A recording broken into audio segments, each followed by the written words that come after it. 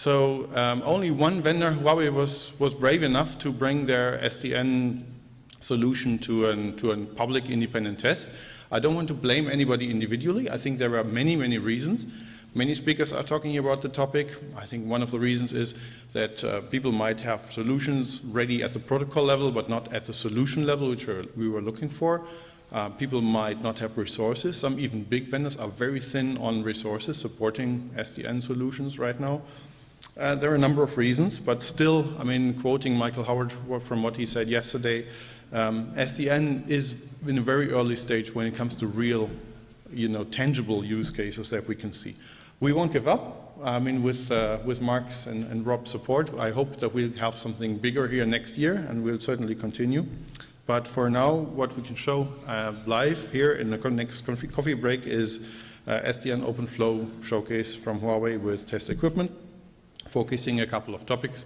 And I don't want to break my 5 minutes, so I'll leave the rest to the guided tour. Paper copies of white papers for NFV and for SDN are available at our website and also in paper at the Interoperability Showcase. We'll start with a live demonstration of SDN, and then we'll move forward this afternoon with Procera, server portability, tomorrow morning with elasticity, and so on. So during each of the conference breaks, we'll have guided tours. We are on the stage, so it's difficult to miss us, but please don't be shy. Come up to the stage and join our demonstrations. Thank you very much. We are very delighted to be here and also be able to working with EANTC to get those 7 showcases done in the last several weeks. I think the key things we want to go through this demo or showcase is to answer 2 questions. What functionalities are currently available for carriers or for data centers? Secondly, how they could help carriers and the data centers or enterprises to utilize the available technology and to solve our critical business problem, basically to reduce cost, reduce the management complexity, in the meantime, increase the resource utilization.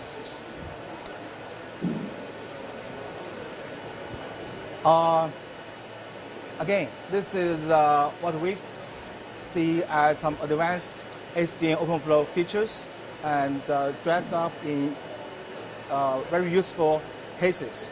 Not just the pure functionality demonstration, but purely from the application, for the carriers especially. It's running a little bit too fast. Huh? So the first test case is really on multipath forwarding. I don't know how many of you came to see our workshop, and we demonstrated the multipath forwarding with a 500 nodes network. That will dynamically utilize the network topology, status, utilization, congestion situations within the network. So we use this kind of information to load balance the overall traffic and also significantly increase the resource utilization.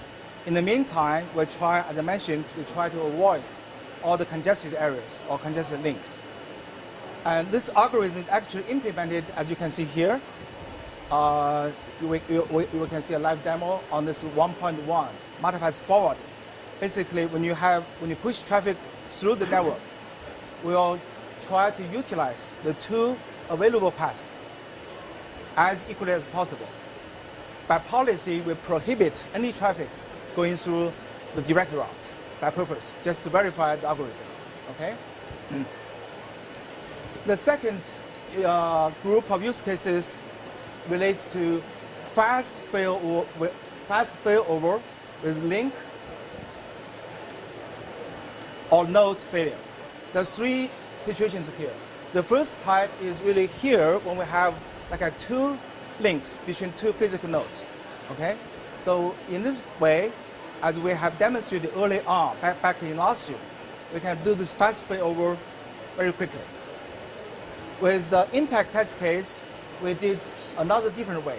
Okay, so when we have a primary pass, let's say when my primary pass is down, we use the group features in OpenFlow to fast fail over to your backup pass.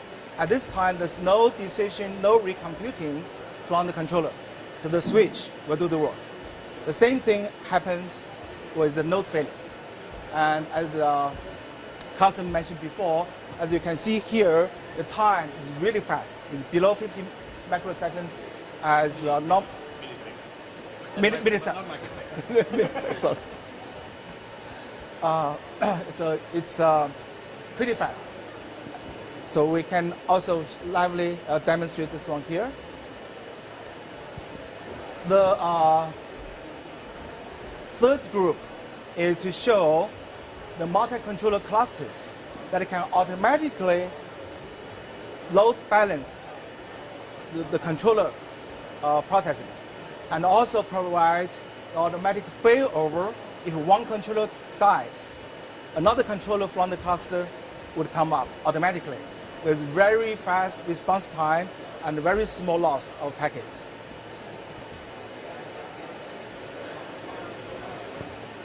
The fourth major group is the on-demand elastic quality of services guarantee.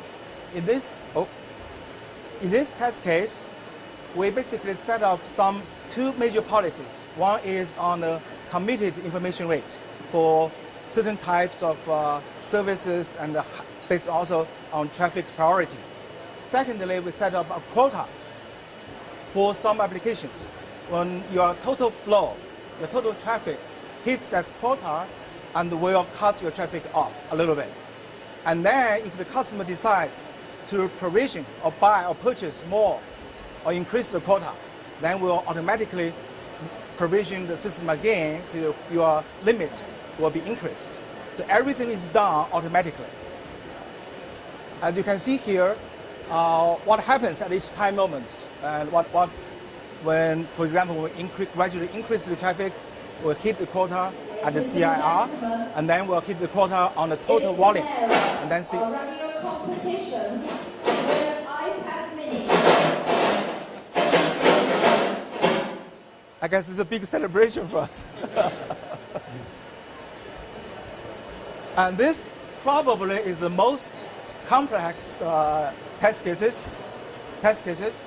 And I think this is a very, very ingenious creation by the staff members, staff engineers from Carson's team. It's really, really helpful.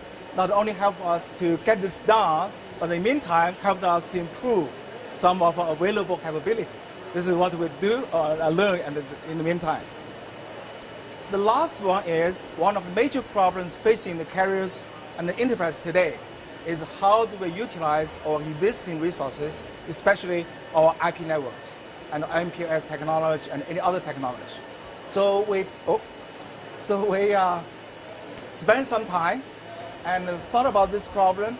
So in this demo, we showed two autonomous zones systems, AS100, AS200. So through OSFP and ISVP, we show a seamless integration between non-OpenFlow switches and OpenFlow switches. This is this route. And also through the BGP, without any work done, either on this switch, OpenFlow switch, or these two traditional switches. Our controller can make the right decision and transform any messages that are necessary for enablement of BGP or the OSPF and ISVP. So all this communication from here to here, from here to here, the three different ways. They're all tested and the sufficient traffic flow. So those are the 7 test cases summarized. And if you're interested, we can show a live demo, and you can pick anyone. Thank you very much. Thank you very much, Min. So before I let you go, so how many of these test cases actually required OpenFlow 1.3? I think 1.2 and 1.6. 1.6? OpenFlow 1.6? Yes. Ah, okay, the test cases. So the test cases. Okay, Yeah. okay, so 2 test cases required OpenFlow 1.3. Right. And I think that's what we see One problem being in the industry, when we invited vendors, we outlined our test plan, which was like 60, 70 pages to start with, and most of the test cases were focused on newer versions of OpenFlow. And that's really where we see lack of support in the industry. Right. And of course we would have wanted to show a multi-vendor demo, so thanks very much for joining, despite nobody else was there. So, but originally the idea was, of course, to show a multi-vendor interoperability test and to validate multiple controllers against multiple switches.